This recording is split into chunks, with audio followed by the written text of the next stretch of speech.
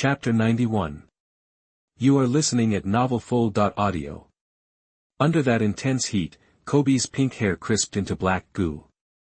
Even Barrett's robot couldn't handle the magma, so what chance did Kobe have? Mtlnovel stared at the puddle that used to be Kobe, suddenly worried about his own skin. Shank's eyes narrowed, and he slowly relaxed his grip on Griffin. Some scar-faced grunt jumped in to agree with Kobe, hoping it would add weight to the argument and box the Navy in. He'd been looking forward to making a splash and putting the Navy in a bind, but now? He never expected the guy backing him up would be a traitor, deserting his own country. Seriously? While Shanks was mentally face-palming, his eyes flickered to Kurosawa. Everything about the guy was shocking.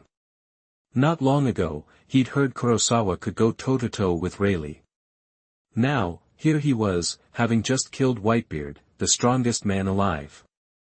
Whitebeard's entire crew had fallen at his hands. His track record was insane. And right now, he still had enough juice to deal with the iceberg crash, even using it to block Kaido's fiery breath. In this day and age, someone like this in the Navy. Roger, can I really do this? Thump, thump, as Sakazuki's fist turned Kobe into charcoal, the whole world watched, each with their own reaction. Good riddance. That deserter, that scum, deserved to die. Yeah. Having him around tarnishes the Navy's justice. Some cheered Sakazuki on, but others saw it differently. Look, even if he broke the rules, shouldn't he have been put on trial? Exactly. Sakazuki, as an admiral, killing him himself, isn't that a bit much? The world buzzed with debate. Shanks, who had been silent, finally spoke. An admiral should be setting an example, not resorting to vigilantism. Snuffing out a marine's life like that? Is that the Navy's idea of justice? Shanks' words threw Sakazuki into the spotlight. Sengoku frowned. Kobe deserved a court-martial, period. Sakazuki had been too impulsive, and it could hurt his future. Sakazuki, however, ignored Shanks' accusations. Just like Kurosawa said, why should he listen to a pirate? Ha! You're a pirate, lecturing us on military law. That's rich, Kurosawa sneered, drawing everyone's attention.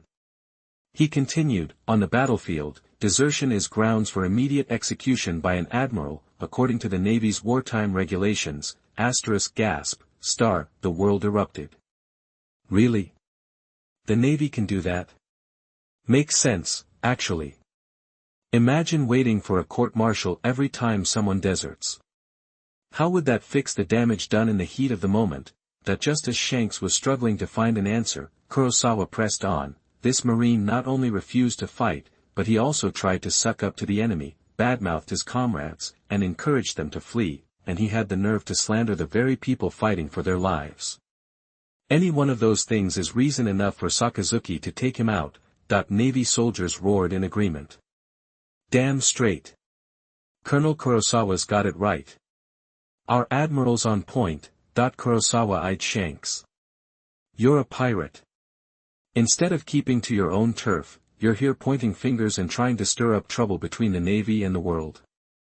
Who do you think you are? Whoa, Kurosawa's words clicked for the crowd. So, it's all a pirate plot. Man, I almost fell for it. Thank goodness Kurosawa saw through these snakes, or we'd be their puppets. Kurosawa's not just strong, he's smart as hell.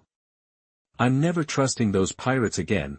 Sengoku wasn't watching the global reactions, but he could see the Navy's morale was still sky-high. He looked at Kurosawa with newfound respect. Kurosawa had handled attacks from 2 emperors, cleared his name, and cleverly shifted the blame to the pirates. Without Kurosawa, the news media would be all over Sakazuki, exaggerating everything. Even Sengoku, the master strategist, had to admit defeat when faced with that kind of quick thinking.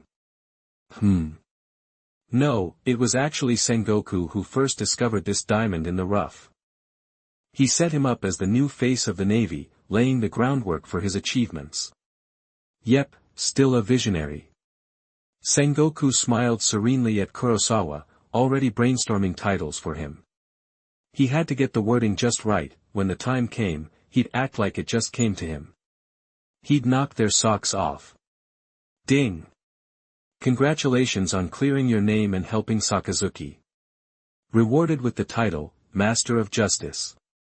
Master of Justice, every word, action, and gesture gains a righteous spirit bonus, and everything you do is considered just.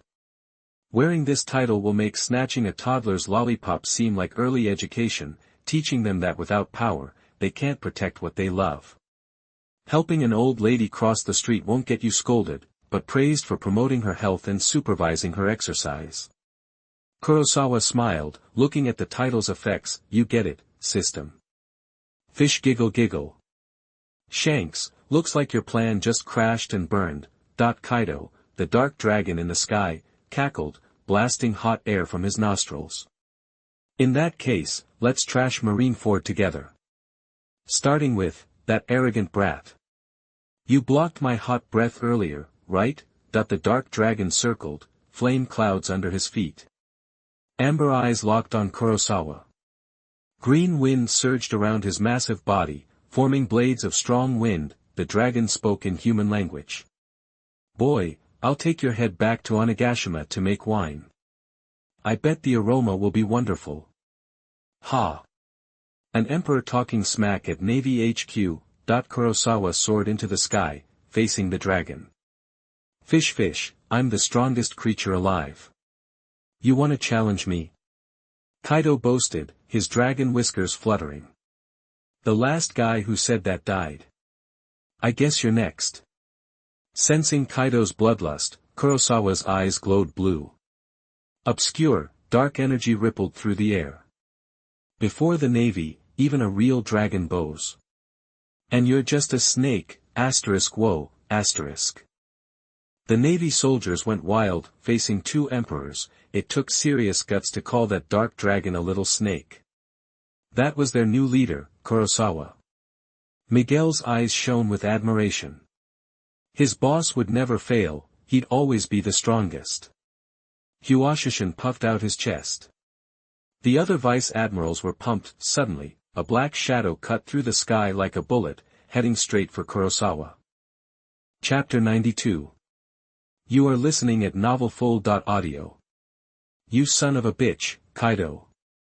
You can't just walk around humiliating people like that. Gion roared, followed by a sound like ripping canvas mixed with nails on a chalkboard. He transformed into a jet-black pteranodon and shot towards Kurosawa like a spear. Pteranodons are crazy fast, and the sonic boom proved he was breaking the sound barrier. Borsalino's eyes flickered. With so many people watching, he couldn't just stand around doing nothing. Otherwise, after the war, the warring states would probably demote him. Buzz, golden light shimmered around Borsalino as he prepared to intercept the pteranodon's attack.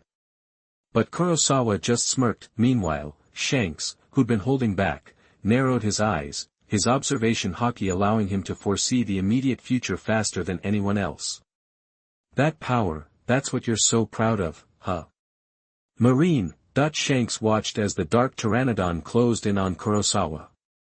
They were less than 30 feet apart. Then, a scarlet light flashed. Kurosawa clenched his fist, the dark blade now dripping with blood. The perfect fusion of slashing and cursed power unleashed a terrifying blast. 8. Crimson pulse. The pteranodon's eyes went wide as the dazzling red light filled his vision.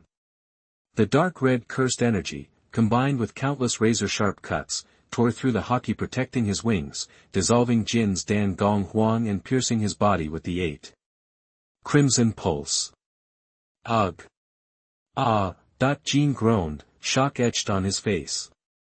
A searing pain shot through his chest and straight into his brain. The Curse King's power caused unimaginable agony, even without breaking through the defense, making him feel like he was in hell. To maximize his speed, Gion had extinguished his Lunarian flames, leaving his defense solely to his Hawkeye and physical strength. But in the world of One Piece, most characters are of the high defense and low attack type. Without the 4 Emperors level to withstand the attack, Jin's body was instantly pierced, the horrifying curse power turning into slashes and rampaging wildly within him. In agony, Gion tried to reignite his Lunarian flames to mitigate the damage. but the overwhelming pain short-circuited his mind, his defenses crumbled, and the power of the eight Crimson Pulse rapidly destroyed his vitality, like fire through dry wood. Gion! Kaido roared, recognizing the desperate scream. He knew Gion was hurt far worse than he'd expected. He didn't hesitate. Evil winds swirled around Kaido's massive dragon form as he opened his jaws and began to inhale. In a split second, he gathered a horrifying amount of power. You bastard! Die! Evil wind! Kaido bellowed, unleashing a torrent of razor-sharp wind blades from his mouth. Buzz, a golden light shot into the air, coalescing into Borsalino. He quickly formed a circle with his hands, intensifying the golden light. Yasukani no Magatama, bang, bang, bang, Borsalino's Yasukani no Magatama collided with Kaido's evil wind in mid-air, creating a dense, metallic shriek. A terrifying network of energy erupted, frightening the Navy soldiers and pirates alike. Even the vice-admirals felt their mouths go dry. Such power could turn the tide of the war if it wasn't countered. So this is what the four emperors are like. Total monsters. It's completely suppressing Admiral Borsalino's Yasukani no Magatama. That's Kaido for you. Amidst the shouts, Kurosawa's eyes flashed, and a tremor burst from the dark blade in his hand. The tremor fruit's power struck deep within the pteranodon's body, shaking him to his core. Boom! The pteranodon's body was blasted backward, smashing a huge hole in the rock floor and sending up a cloud of dust. Jin's fate was unknown. The red hair pirates were stunned. Kaido's boy got taken out with one shot. Yasop raised an eyebrow. As a sniper, he studied the details of the enemy with observation haki. At the last moment, he discovered Jin's body was seriously injured by Kurosawa's knife. Although he was not dead, it would be difficult for him to recover. Lucky Roo bit into a chunk of Sea King meat and mumbled, "Huh? Thought Flame Disaster Gion had a strong defense? Guess not." Remembering Kurosawa's attack, Yasop's expression turned grim. "I think I saw it wrong, but the power that guy used, it looked like Whitebeard's tremor fruit." "What? Gion? That damn kid." Shocked and enraged, Borsalino barely kept up with Kaido's attacks. Sweat beading on his forehead. Paddling in front of Whitebeard was exhausting, and he'd also had to block Kaido's evil wind for Kurosawa. Borsalino had done his best and felt like his conscience was clear. Scary four emperors. Kurosawa sheathed darkness, the cursed energy receding. He could have used a combo of domained demon subduing Cook to kill Gion outright, but he didn't. His LV5 Six Eyes could sense Shanks watching him closely. He couldn't unleash everything with a four-emperor with incredible speed and power focused on him. Shanks was one of the few people who could pose a fatal threat. Kurosawa glanced at Gion in the smoke and dust, regretting not checking his bounty beforehand. But anyway, he also remembered that there was more than 1.3 billion, with Shanks watching. He was in trouble. Kurosawa met Shanks' gaze and said coldly, "You're not worth my time." Chapter 93. You are listening at novelfull.audio. Kurosawa's booming voice fired up all the Navy soldiers. "You're exactly what Kurosawa needs, a rising star.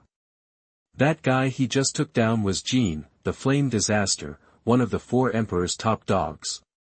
He's got a bounty of 1.39 billion berries."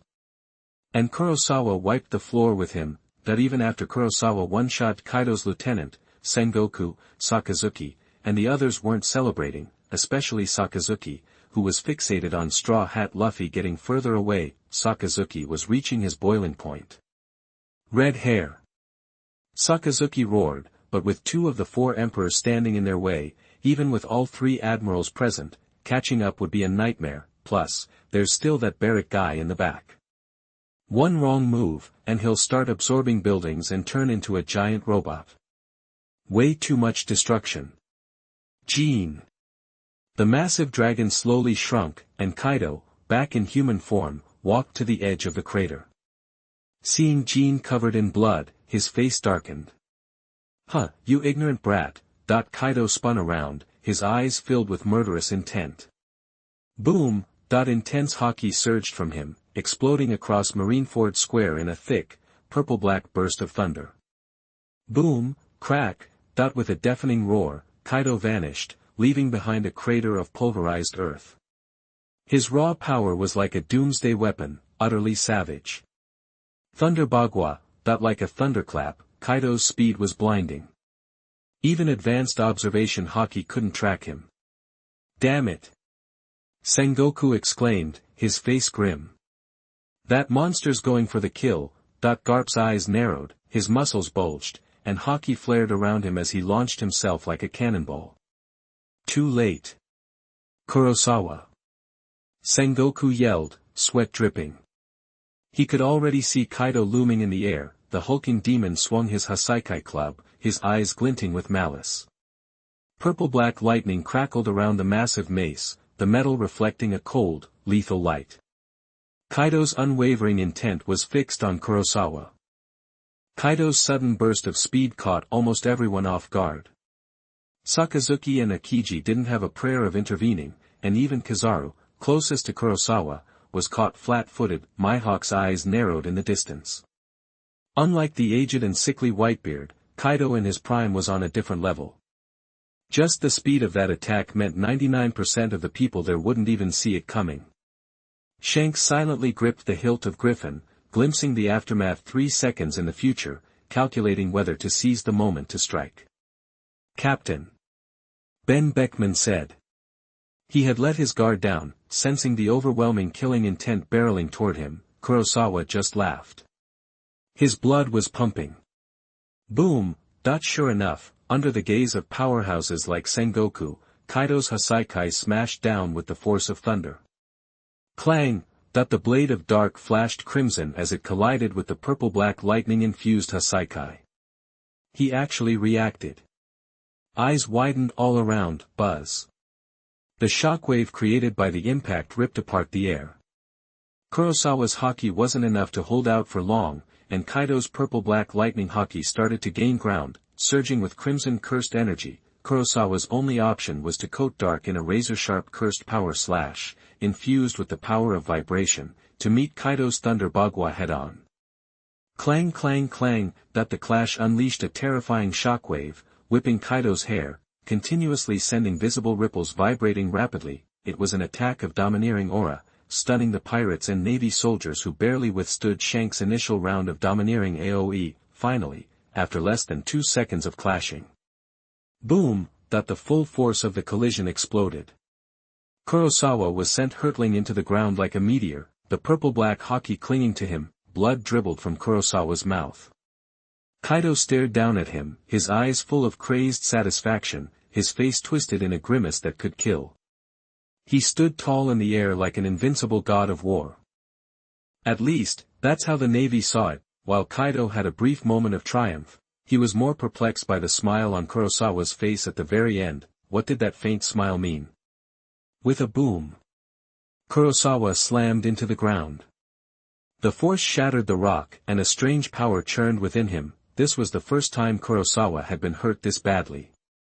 Even though he was in bad shape after the war, and Shanks was staring at him, he couldn't defend himself. It was the first time he suffered such a trauma, but with the blessing of LV5 Extreme Extraordinary, Kurosawa's fighting spirit surged. Unnoticed, 2 lights, one blue and one red, appeared on Kaido's body. The blue light represented the technique of forward rotation, Tsung, and the red light represented the technique of reverse rotation, He. At the moment when Kurosawa just confronted Kaido, he used his extreme and extraordinary means to plant seeds around Kaido. This is also the main reason why Kurosawa's attack was not able to defeat Kaido head-on, because most of the power was concentrated on this late-released unlimited hypostyle. Oh, what a hardy battle, Kaido. System, give me some points. Ding. Congratulations to the host for successfully injecting 30,000 billion level bounty value. Hollow style upgraded to LV2. Billion level bounty value, 225,150 points. Kurosawa's smile was lost in the smoke, unseen by anyone. Sengoku, you better not deduct the costs from my paycheck. Whatever, even if they deduct something, so many pirates have been killed, it is impossible to deduct all of it from him. Thinking so, a dazzling purple light exploded above Marineford, the strongest record, engraved again and again in Marineford. Chapter 94. You are listening at novelfull.audio. General Kurosawa, updated wanted list, coming right up. Kurosawa, looking bored, sat in a chair in his spacious Marineford office. A large painting of Justice hung on the wall behind him.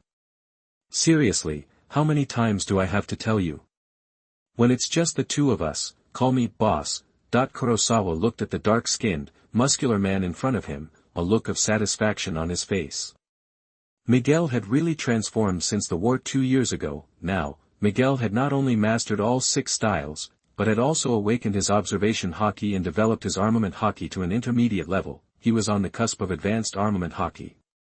All he needed was a life-or-death fight. If this were back during the Sabaody Archipelago incident, Miguel could probably take on a supernova by himself. Miguel gazed at Kurosawa, admiration and enthusiasm blazing in his eyes. 2 years prior, the capture of Pirate King Roger's son, Ace, had ignited the massive war at Marineford.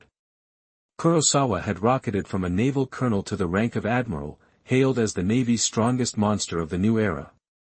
Okay, boss. Miguel agreed with a grin. Kurosawa was more than just a comrade in arms who'd faced death with him and the head of the training camp. He was the guide who had helped him achieve everything he had now. Miguel's skills improved rapidly under Kurosawa's tutelage. Kurosawa, upgraded to LV6 and sporting 6 eyes, was extremely talented in spotting weaknesses and helping others improve. Kurosawa was delighted by Miguel's growth. He wouldn't call himself a legendary teacher, but he was way better than guys who just let the main character build a foundation and learn on their own. How are you going to learn without mastering hockey? Of course, compared to Kaido's special training that fast-tracks hockey abilities, Kurosawa felt a bit inadequate. Oh yeah, has Sakazuki signed off on it yet? Kurosawa asked suddenly. Knowing what Kurosawa meant, Miguel looked a little embarrassed. Well, boss, no offense, but I don't think anyone's going to agree to this. Meanwhile, in a similar spacious office, Sakazuki, with a cigar clenched between his teeth, stared at the proposed bounty amount, his fists tightening. Damn it! What is Kurosawa up to? Looking at the document, a picture of a harmless raccoon dog licking a marshmallow, Sakazuki couldn't condone Kurosawa's 1.5 billion bounty. Is Kurosawa treating the Navy's bounty treasury like his personal piggy bank? Or is that raccoon dog some kind of ancient Zoan species?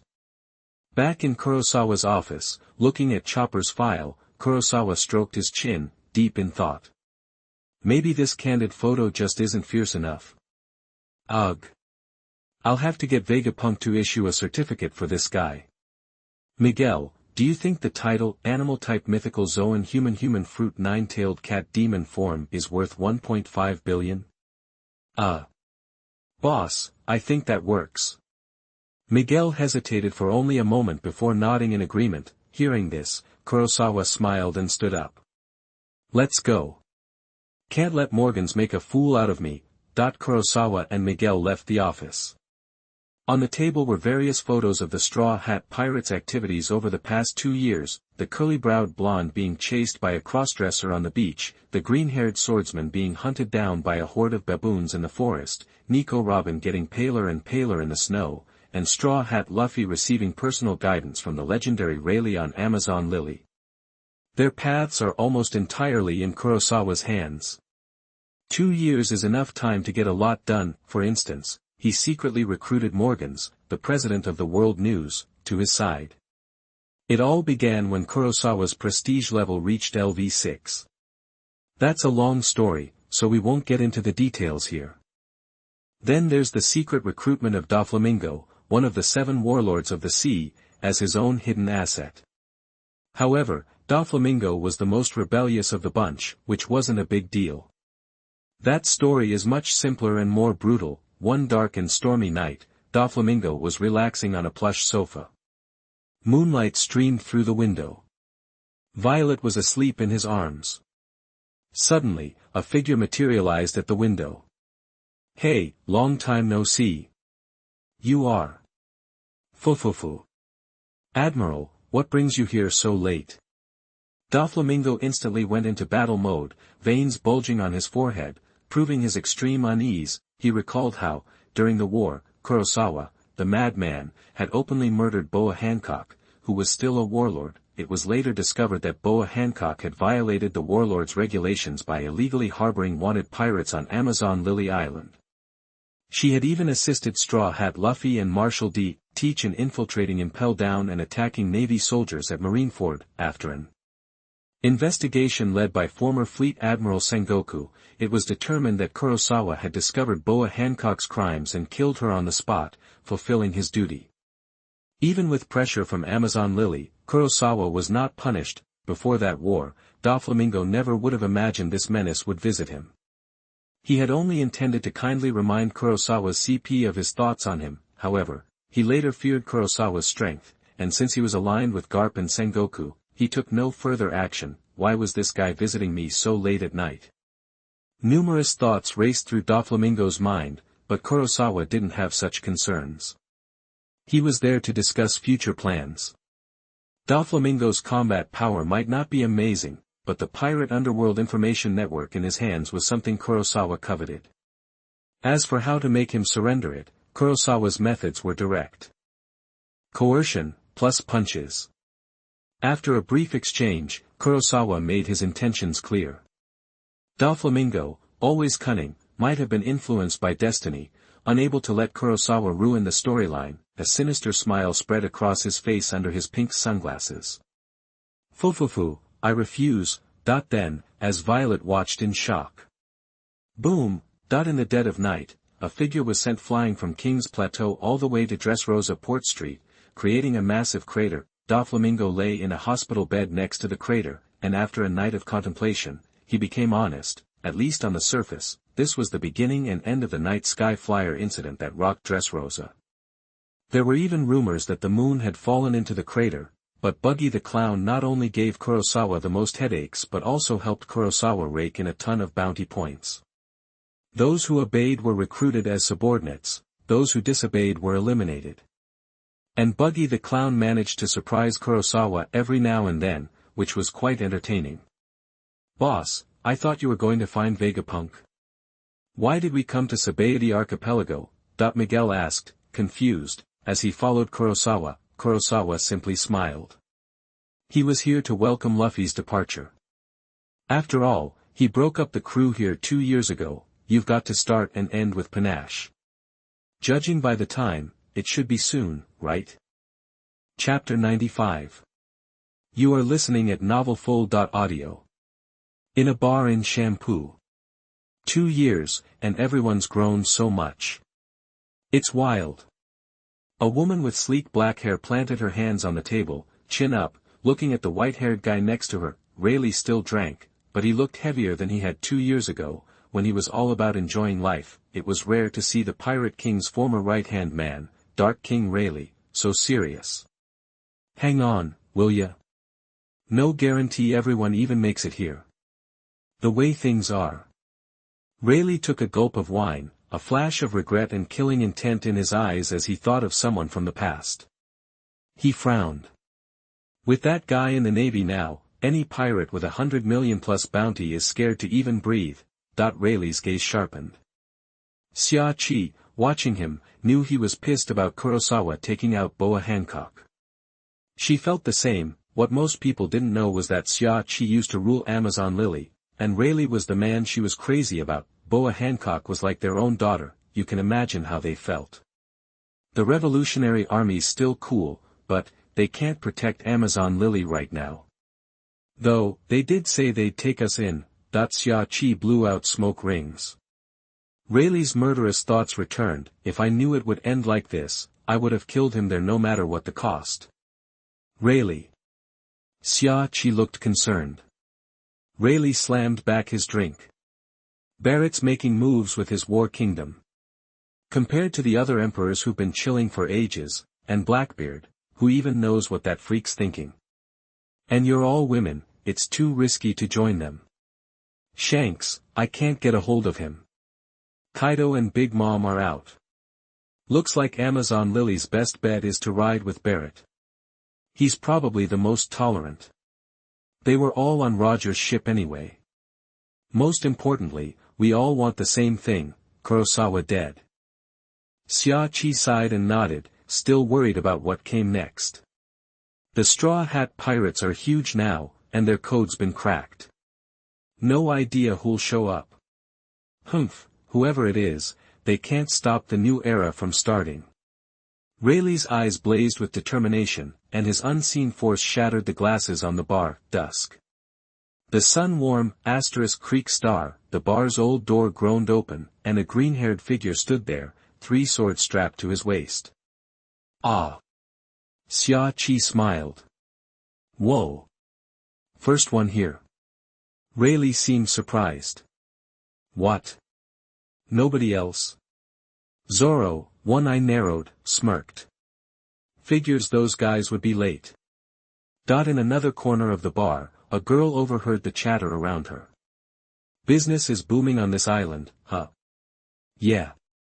Thought that when the new admiral moved the Navy HQ to the New World, the distance from Shampoo would get longer, and less Navy threat to pirates.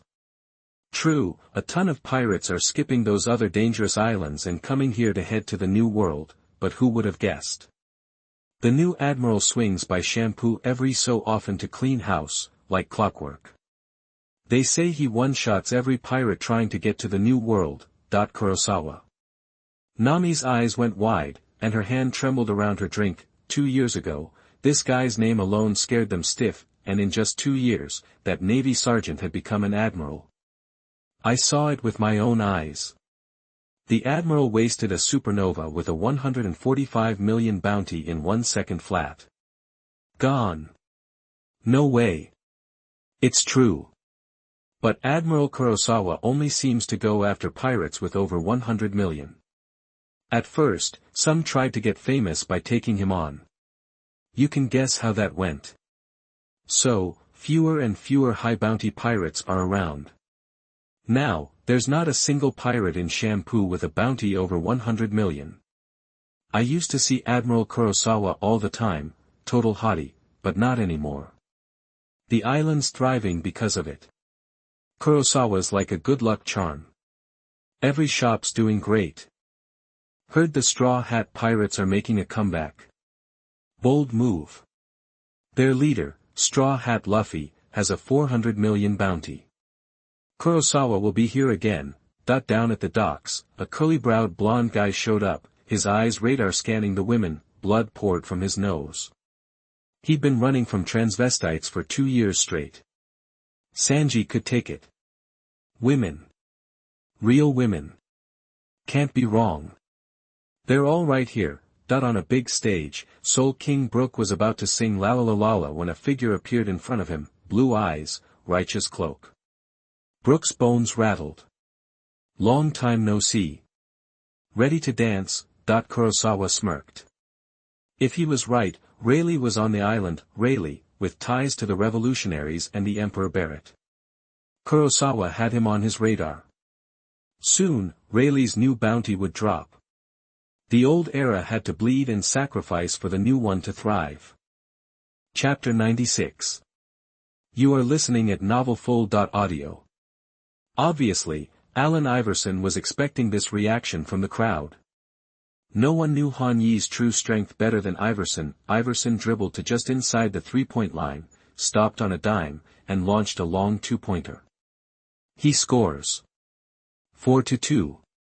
Iverson grinned, hooking a finger at Han Yi, who was lurking in the paint. Come get some. Whatever, don't get cocky just 'cause you made a 2. Han Yi stepped out beyond the arc and, facing Theo Ratliff, who was guarding him, fired up a wide-open 3. The 7-footer drained a fadeaway three-pointer. Swish, bullseye. 7-2. 3-point proficiency plus 10. Han Yi flashed a grin at a despondent-looking Ratliff. Good D, you almost got a piece of it. Boss, Ratliff said to Iverson, feeling guilty, I couldn't stop him, I swear I was giving it my all. No sweat, Iverson said flatly. Han Yi ain't someone you can handle one-on-one. Just do what you can to slow him down. Change of possession. Iverson brings the ball up the court. The 76ers' biggest advantage over the Celtics right now is their depth. Iverson lowered his head, barreling toward the basket, circled around Han-E like he was the hoop, and somehow managed to come out. Han-E was playing like a lion guarding its den. There was no way through. With Han-E swatting everything, there was really no room to breathe. Iverson glanced back and dished the ball to Eric Williams on the wing. Eric Williams launches a three-pointer. He makes it. 7-5. Beautiful three. The 76ers' home commentator exclaimed. Han-Ye's start was definitely impressive, but the Celtics only have Han-E. We're led by the Lion, Iverson, and we've got Walker and Williams, a whole squad of killers. Actually, we should be thanking the Celtics. Building an NBA team means top talent, but you also need reliable role players. That the first quarter ends. 23-26. Han-E, 17 points, 4 rebounds, 1 assist, 2 blocks. Iverson, 9 points, 1 rebound, 4 assists, 2 steals.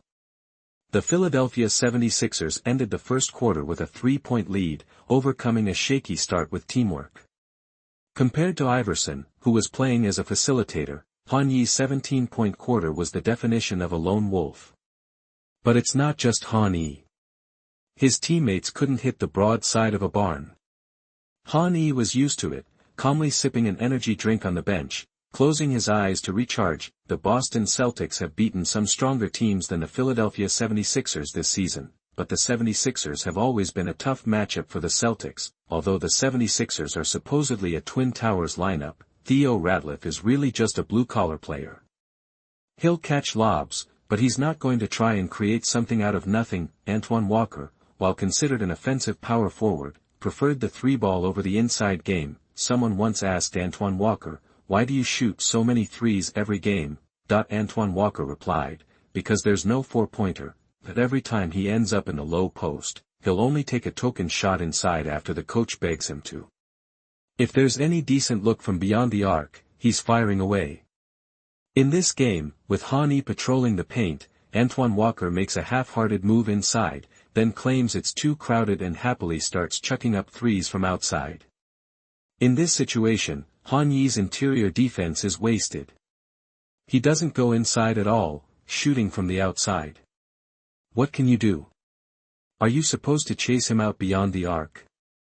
A 7'3" Han-E guarding the 6' Allen Iverson one-on-one. It's a funny image, but Han-E can't do it with his current physical limitations. He's too tall. In the paint, or below the free throw line, Han-E can put up an almost perfect defense. Iverson would pay if he dared to venture into that zone, but if he abandons the paint and chases Iverson outside, facing Iverson's world-class ball handling and killer crossover. Han-E really can't bend his waist like that. Guard Iverson. I can't guard him. But so what? At the start of the second quarter, Han-E didn't rest and went straight back to the court with 4 substitutes. On the first play, Han-E received an inside pass from Otella Harrington, powered his way to the basket, backing down Keith Van Horn who was playing as a sub, and threw down a two-handed dunk. 25-26. Van Horn looked rattled as he scrambled away. It's true that Han-E can't guard Iverson one-on-one, but looking at the entire Philadelphia 76ers team, who can guard Han-E? Han-E smiled and said to Van Horn, "Relax, stay away from me, I won't hurt you." Keith Van Horn forced an awkward smile. "You're a real nice guy." Even though Han-E just scored another basket, Iverson was already itching to get back on the court. "Coach, I want back in." Who's the 76ers coach anyway? None other than Popovich's mentor, Larry Brown. Larry Brown narrowed his eyes. "Hold your horses. Since Han-E wants to keep playing early in the second quarter, let him. The guy's strong and young, but everyone gets tired. Once Han-Ye's tired, you can go back in. Then, we'll see what they do." "Coach," Iverson countered. "What if Han-E never gets tired?" "Ridiculous." Larry Brown huffed, glaring at him. "Nobody never gets tired. Even the strongest can't overcome the laws of nature. Look at him attacking so hard. He'll run out of steam sooner or later. Iverson bit his mouthpiece, unconvinced. That dude's a freak. He'll train all morning and run a marathon in the afternoon. With the intensity of a regular NBA game, will he really even notice? The game continues.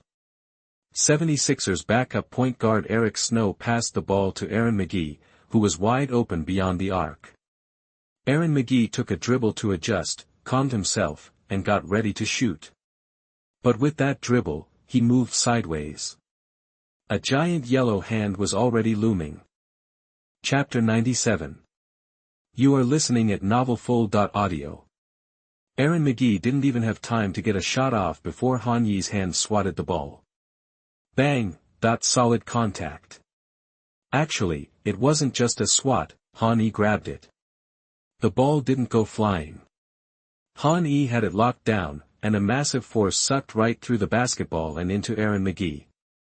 McGee tried to pull it back, but it was too late. A small forward couldn't possibly win a power struggle against a guy weighing over 220 pounds. Han Yi ripped the ball away and passed it to his backup guard, then sprinted down the court. Han Yi was clearly more effective without the ball in his hands, and as soon as he got to the other end, the pass was right on target. Bang! One-on-none in the frontcourt. Han Yi slammed it home. 27-26. After the dunk, Han Yi flexed his muscles at Larry Brown, who looked as icy as ever. Hey, you wanna know why I was hanging back and not attacking? Iverson was out there. That dude's drive was insane. Even with my 90+ speed, I couldn't guarantee I wouldn't miss rotations defending the paint when attacking on the outside. Now that Iverson was on the bench, Han Yi wasn't worried about attacking. Tyrese Knight, who replaced him, wasn't anything special, but he was the Celtics starting center that year in the original timeline. Sure, Tyrese Knight was slow, soft, and white, but he was reliable as a backup. At least he wasn't scared of the Sixers' backups. Ron Moser, finally getting some playing time, wanted to take advantage of Han Yi being on the perimeter. But Knight stuck to him like glue, and they couldn't even get a shot off before the shot clock expired. The Sixers had a turnover, and the Celtics had 5 seconds left on the clock. Han Yi once again posterized the Sixers' backup center, Benoit Benjamin, with a dunk. 29-26. Larry Brown was furious and yanked Moser immediately. Brown was notorious for not trusting rookies. It was rare for him to give a newcomer a shot, and this was how he was repaid. He wasn't getting another chance this game. The Sixers attacked. Eric Snow was only a junior, but he joined the NBA after his senior year and was mature and technically sound. He drove to the basket, changed direction under the rim, and lobbed the ball up. Swish. 29-28. That at least stopped the bleeding for the Sixers, who hadn't scored since the second quarter started, but it wasn't enough, not even close. Han Yi was single-handedly destroying the Sixers' defense, not giving them a single breather. Han Yi's playing with fire today. He's taking out his frustrations on Philadelphia for trading him on draft day. He's slicing and dicing the Sixers' weak interior defense like butter. That if Han Yi could hear him, he'd say, "Chill out, you're reading too much into it." I'm happy on the Celtics. Teaming up with Iverson was cool. He was one of Han Yi's favorite players back in the day, but it was a dream come true. Realistically though, being on the Celtics was better than forming a dual core with Iverson on the Sixers.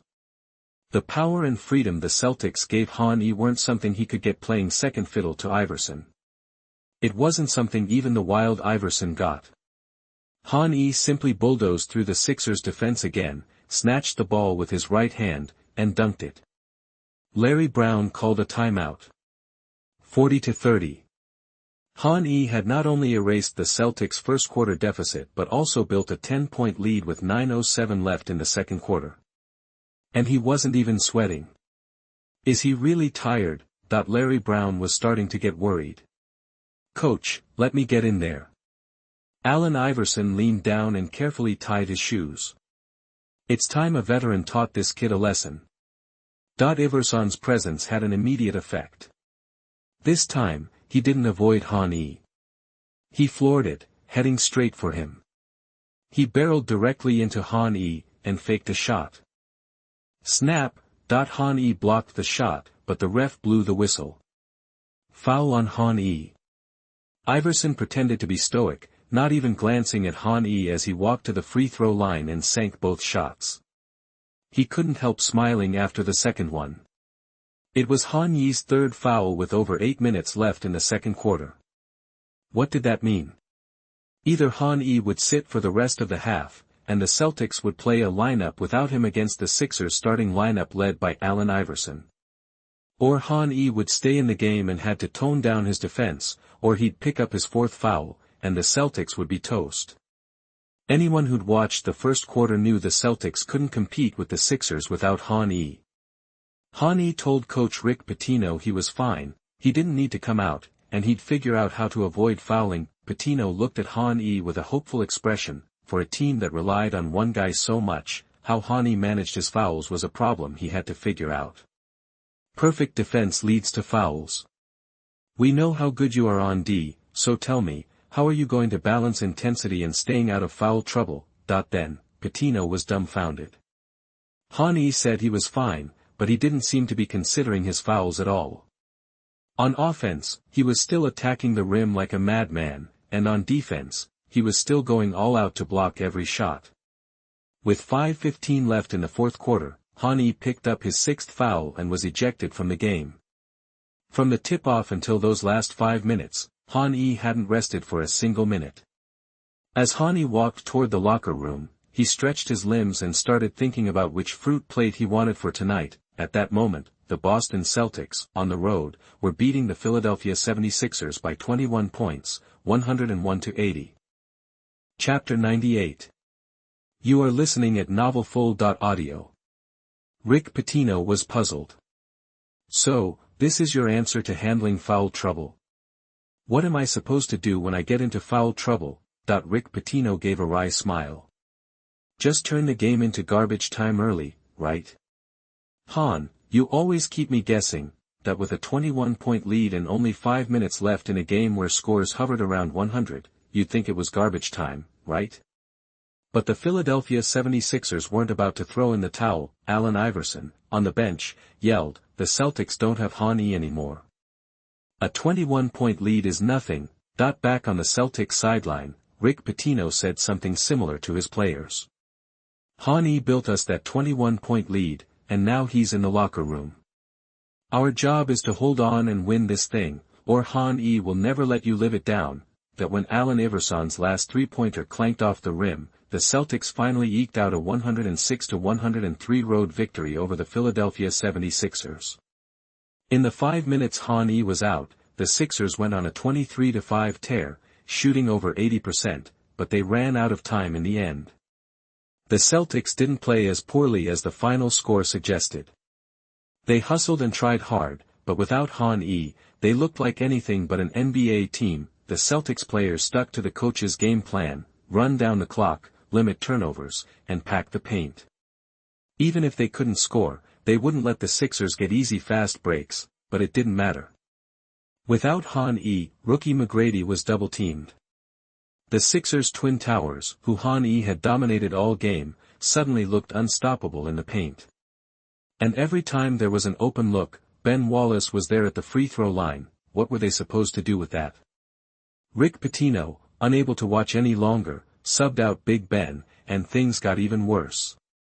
With Big Ben on the bench, Allen Iverson went wild, driving to the basket and scoring at will. 10 more seconds, and the Philadelphia 76ers might have snatched the win. But ifs and buts changed nothing. Oh, damn it, Iverson glared toward the tunnel. That Han Yi is a pain. We were so close. Allen Iverson, 30 points, 10 assists, 3 steals, 5 turnovers. Han Yi, 48 points, 7 rebounds, 3 assists, 1 steal, 11 blocks, 5 turnovers. There was no question that if Han Yi hadn't fouled out, he would have easily hit 50+ again, but Han Yi didn't care. All he cared about was winning his first NBA matchup against Allen Iverson. Han Yi put his arm around the fuming Iverson and said, "Hey, you promised me fruit plates tonight." Iverson snapped, when did I say that? I lost the game, and you're still making me pay. Have you no shame? The next day, the final NBA All-Star voting results were announced. Western Conference All-Stars, PG, Gary Payton, SG, Kobe Bryant, SF, Kevin Garnett, PF, Karl Malone, C, Shaquille O'Neal, Reserves, Eddie Jones, David Robinson, Nick Van Exel, Vin Baker, Mitch Richmond, Tim Duncan, Jason Kidd, Eastern Conference All-Stars, PG, Anthony Hardaway, SG, Michael Jordan, SF, Grant Hill, PF, Sean Kemp, C, Han E, Reserves, Glenn Rice, Reggie Miller, Dikembe Mutombo, Tim Hardaway, Allen Iverson, Steve Smith. The Los Angeles Lakers were the big winners of the 1998 All-Star game, with 4 players selected. Their backup shooting guard crushed his starting teammate in the voting and earned a spot in the starting lineup. It's debatable if that ever happened before in NBA history, but what shocked everyone the most wasn't that, but the fact that both Han E and Duncan, rookies this year, made the NBA All-Star game. Throughout NBA history, only Shaquille O'Neal, Grant Hill, and Michael Jordan had accomplished that feat, and all of them became superstars. Jordan is a basketball god, even legends like Larry Bird and Magic Johnson never did that. But the 1997 draft class pulled it off, and both the number 1 and number 2 picks did it at the same time. So much for the rule that the number 1 and number 2 picks always ended up being equally good. Still, considering how crazy Han E and Duncan had been playing in their rookie seasons, it was hard to argue with their all-star selections. Even so, Han E getting the starting center nod with his experience was a bit much, right? The East was loaded with top centers, Mutombo, Ewing, Mourning. Was he really ready to start as a rookie? Well, even if he was, Han E had taken all those guys to the woodshed this year. Still, Han E blowing away the All-Star Center voting with 980,000 votes, only trailing Michael Jordan by less than 50,000, and almost becoming the overall vote leader. Was that not ridiculous? Shaquille O'Neal, the top center in the NBA, only got 520,000 votes. Han Ye's All-Star debut votes were nearly double O'Neal's. The entire NBA was stunned. How is that possible? I'm not saying Han E doesn't deserve to be an all-star, but he's more suited to being a sub. Duncan, who has a better record, is only a sub. Online voting is garbage. It's not just Americans voting, the Chinese are voting, too. So, you get it, right? There are way more Chinese people than us, but as of November 1997, there were only 300,000 computers in China with internet access and just 620,000 internet users. Even if every single one of them voted for Han E, it wouldn't be close to 1 million votes. Han Ye's main voting base was in the United States.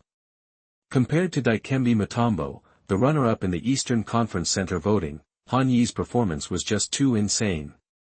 So, while other center fans were complaining that Han E was cheating, Han E calmly accepted the 30 ball control rewards from the system and smiled.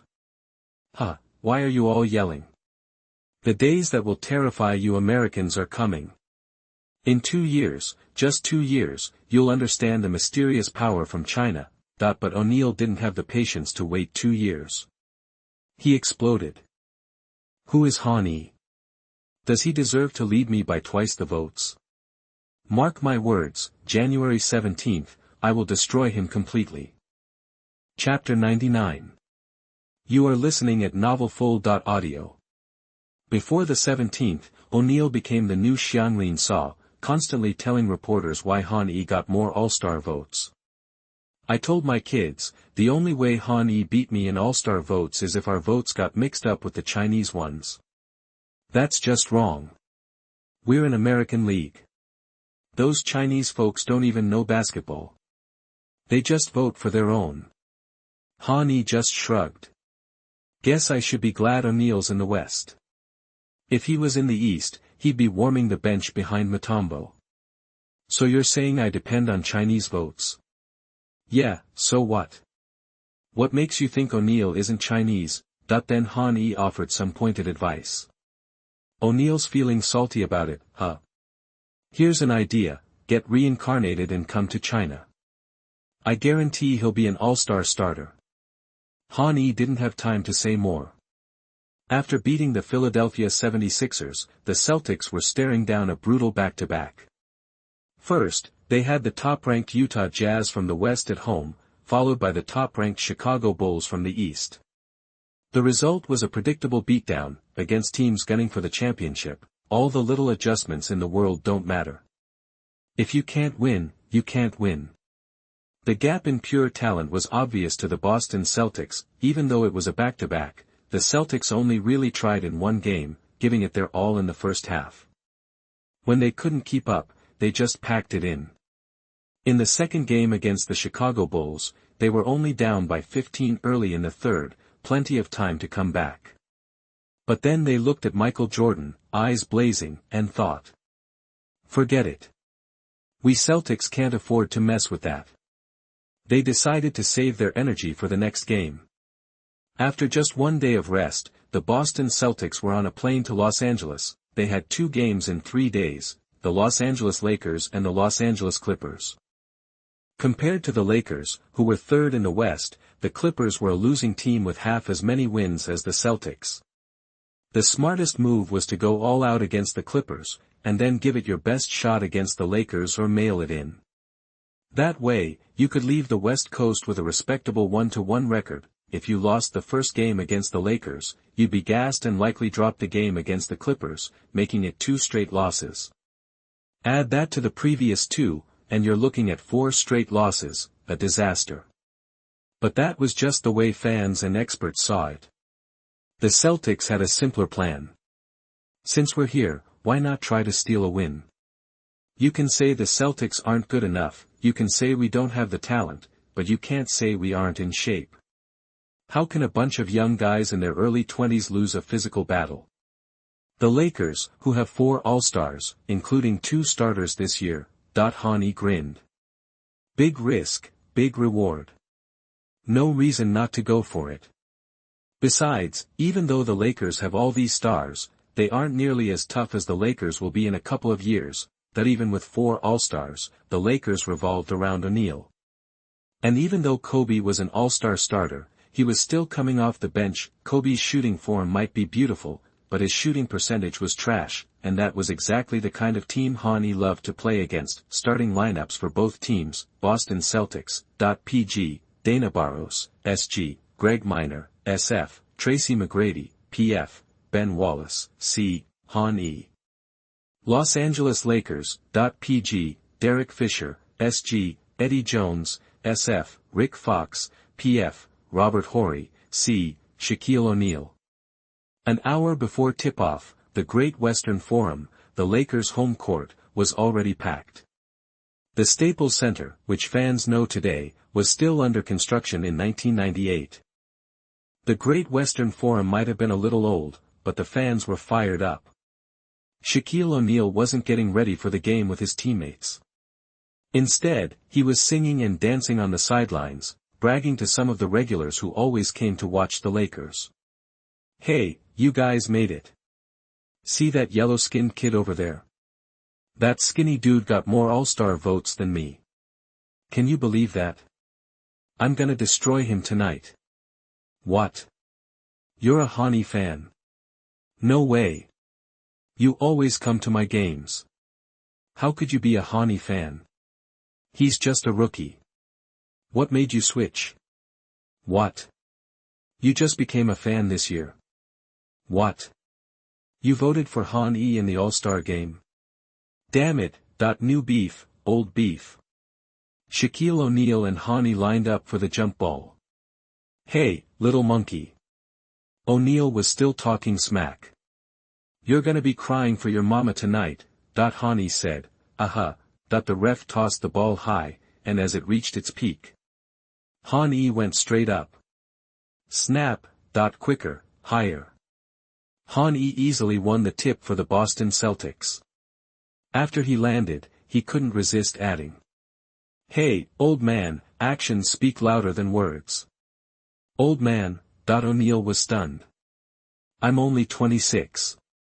"You're calling me old?" O'Neal, at 26, wasn't old, but Han-E, who traveled back from 2024, always thought of O'Neal as ancient. Whatever. What mattered was, Han-yi took off toward the other end like a shot, 1-0. Boom, that a massive dunk that shook the place. 2-0. The Boston Celtics took the lead in Los Angeles. Chapter 100. You are listening at novelfull.audio. Good morning, everyone, I'm Sun Jinping. Today, Zhang Weiping and I are bringing you the game between the Boston Celtics and the Los Angeles Lakers. The Dragon Boat Festival is over, and we're live with the NBA. The game's already started across the ocean, but our broadcast is just kicking off. Lakers vs Celtics has a special place in the NBA. It's called the Yellow-Green Rivalry, and it's always a big deal in NBA history. Sun Jinping is laying down some knowledge for fans who are new to the NBA, Zhang Weiping chimed in, that's right. Back in the day, the Lakers' Magic Johnson and the Celtics' Larry Bird were huge rivals. Now, the Lakers have Shaquille O'Neal, one of the league's best centers, and the Celtics have their new star, Han-yi. And I heard O'Neal wasn't too happy about Han-yi getting more All-Star votes than him. He even threatened to beat him up before the game. But Han-yi's no pushover. He's already taken down 3 of the top centers. O'Neal might be tough, but Han-yi isn't scared, so I think today's game is going to be a wild one. So, Coach Zhang, who do you think has the edge in this game? Well, talent-wise, the Lakers are definitely stacked. Besides O'Neal, they have 3 All-Stars. Not only are the starters All-Stars, but they've got 2 more coming off the bench. But I'm rooting for the Celtics because they've got Han-yi. Just then, the broadcast signal finally came through to Huaxia Sports. 12-0. The Boston Celtics were already up by 12 points in the first 3 minutes. Oh my God, what just happened? That's what the Chinese broadcasters were thinking, the fans were thinking, and especially Shaquille O'Neal. He promised to kick Han-yi's butt, promised to destroy him, so how were they down by 12? Han-yi started with a dunk from half-court, then Rick Fox missed an open 3, and McGrady answered with one of his own. Next, Shaquille O'Neal tried to power his way past Han-yi down low, but didn't get anywhere. Han-yi grabbed the rebound and went coast to coast for another score. Then, Han-yi blocked O'Neal's half-court shot, and it bounced off O'Neal's head, going out of bounds. Celtics ball. Han-yi took off again, going all the way for a 2-handed slam. O'Neal finally drew a foul on Han-yi, went to the line, and bricked both free throws. Han-yi rebounded and attacked the basket again, slamming it home with one hand while Robert Horry was draped all over him. And won. He made the free throw. So yeah, 12-0. Sound simple? It really was. Han-yi scored 9 of those 12 points, but the way he did it was almost boring, just rebounding and dunking on the fast break, but that boring stretch was exactly what was giving the Lakers coaching staff a headache.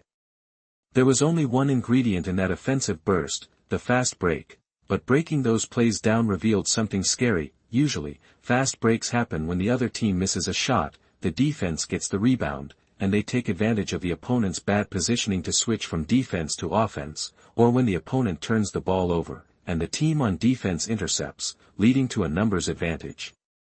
Looking at the 12-0 run, you'd see it didn't quite fit those typical scenarios. Even though the Lakers weren't scoring, those typical fast break chances weren't really there. 5 of Han-yi's 9 points came off Celtic sideline inbound plays. 2 full-court bursts. The other team turning a sideline inbound into a fast break score. What's that about? Either the Lakers were terrible and didn't know how to get back on defense. Of course, that's not it. The Lakers might be arrogant as a big market team, but they wouldn't be arrogant against the Celtics, who have more championships. Especially after the team's top player made a ton of noise before the game, they definitely wouldn't underestimate the Celtics. So, that leaves one reason: Han-yi was too fast. So fast, the Lakers couldn't cut him off even when they were trying to get back. Is there anyone faster than Han-yi in the NBA right now? Sure, Han Yi's speed is around 90 plus right now, and the NBA speed ceiling is 100, those little guards, around 6 feet tall, are pretty close to 100. They're definitely faster than Han Yi. But they don't have the same kind of impact. Later, when LeBron James came into the league, the players who tried to stop his drives always told the media it was like being run over by a truck. So what about Han Yi? What do you do when a monster who's faster, heavier, taller, and stronger than James is barreling towards you at full speed? Or rather, what can you do? Sure, a 6-foot point guard is fast, but as long as you stay in front of him, or anticipate his moves, you can usually stop him. But how does that work on Han Yi? We just saw an example of that. Han Yi just dunked through Robert Horry, who's 6 feet 10 inches. How do you stop that? If Shaq could intercept, that would have a good effect. But how can O'Neal keep up with Han Yi? O'Neal hadn't hit his peak weight yet, but even the leanest O'Neal at his most athletic, wasn't in Han Yi's league when it came to speed. Everyone knows Han Yi's off-ball fast break is the best in the league, even making up over half of his average points per game, but there are very few ways to stop him. The Chicago Bulls, who beat the Celtics a couple of days ago, found a solution. It doesn't matter if we can't stop Han Yi, we just need to shut down whoever's passing him the ball. But that's easier said than done. It takes amazing awareness of the court and passing lanes. The Bulls can do it because they have Jordan and Pippen, two elite, all-defensive forwards. Do the Lakers have that?